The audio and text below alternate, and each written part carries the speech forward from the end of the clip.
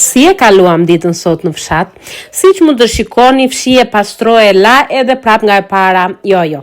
Bëm edhe gjëra të tjera, por në fillim më kuptohet që në mëngjes duhet të lajmë të fshijmë se kur jemi shumë njerëz në shtëpi, një fëmijë të shkeli iku u bë e gjithë shtëpia pisë. Ndaj edhe po fshim një çikë, të paktën na ka bërë ditë të mira deri tani, ra dhe pak shi okej, por e keqja është në fshat që kur bie shi dhe pastaj ja bëhesh me balt mos e pyesni. Ndaj edhe fillova me larjet edhe me fshirjet në fillim, dolën edhe baktia aty të ikin lartë.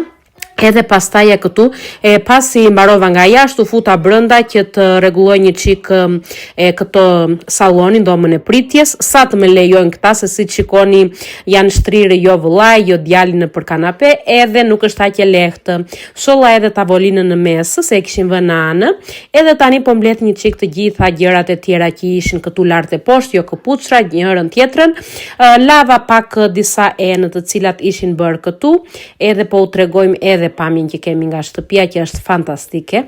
Tani ulëm që të pim të gjithë së bashku. Këtu po përgatit një çokoladë të nxehtë, edhe kafe kuptohet që bëhet o zot sa e shishme dhe e mirë. Sot nuk e kishim ndezur sobën me dru edhe bëm në gaz, por nuk ka problem fare.